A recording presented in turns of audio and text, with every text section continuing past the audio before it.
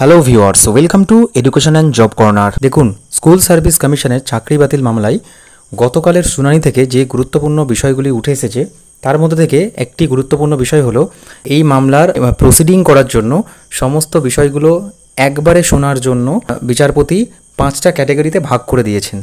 5টা ক্যাটাগরিতে যে ভাগ হয়েছে তার মধ্যে আমার মতে সবচেয়ে গুরুত্বপূর্ণ যে ক্যাটাগরি সেটি হচ্ছে গভর্নমেন্ট এবং স্কুল সার্ভিস কমিশন। বর্তমানে যে সমস্ত যোগ্য শিক্ষক শিক্ষিকা এবং অশিক্ষক কর্মীরা চাকরি হারিয়েছেন তাদের চাকরি আবার পুনরায় ফিরে পাওয়ার পেছনে সবচেয়ে প্রধান ভূমিকা এই মুহূর্তে পালন করতে হবে স্কুল সার্ভিস কমিশন এবং সরকারকে, কারণ এই সমস্ত বিষয়টি সরকার এবং স্কুল সার্ভিস কমিশন এখান থেকেই নিয়ন্ত্রিত।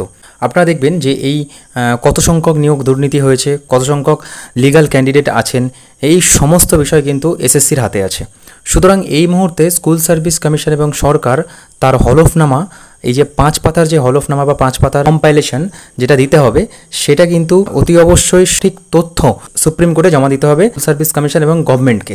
গভর্নমেন্ট এবং স্কুল সার্ভিস কমিশনের সঠিক তথ্যের উপর ভিত্তি করে সমস্ত যোগ্য শিক্ষক শিক্ষিকা এবং অশিক্ষক কর্মীর চাকরির ভবিষ্যৎ কিন্তু ঝুলে আছে। আরেকটি বিষয় তার পাশাপাশি অ্যাড করি, সমস্ত যোগ্য শিক্ষক শিক্ষিকা এবং অশিক্ষক কর্মীদের যে লয়াররা আছেন তাদেরকেও কিন্তু যথারীতি ফাইট করতে হবে। এই সমস্ত বিষয়গুলো মিলিয়ে যে বিষয়ে আসা যায় সেখানে কিন্তু সবার ঊর্ধ্বে বা সবার আগে সরকার এবং এসএসসি তাদের ভূমিকাটা প্রথমেই থাকছে, কারণ সরকার এবং এসএসসিই দিতে পারবে সঠিক ইনফরমেশন।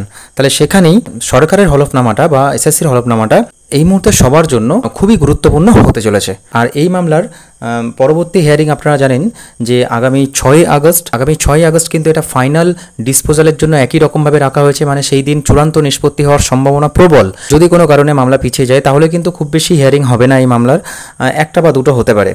আর এও বলে রাখি যে গতকাল যে শুনানিটা হয়েছিল সেই শুনানির অর্ডার কপি এখনও পর্যন্ত হাতে পাওয়া যায়নি, আপলোড হয়নি। অর্ডার কপি আপলোড হলে সেখানে বোঝা যাবে যে ডিটেলস আরও কি বিষয়বস্তু সেখানে মেনশন আছে, তাহলে আরও ক্লিয়ার হয়ে যাবে বিষয়টা। পরবর্তী গুরুত্বপূর্ণ আপডেট পাওয়ার জন্য চ্যানেলটির সঙ্গে এভাবেই জুড়ে থাকুন। ধন্যবাদ।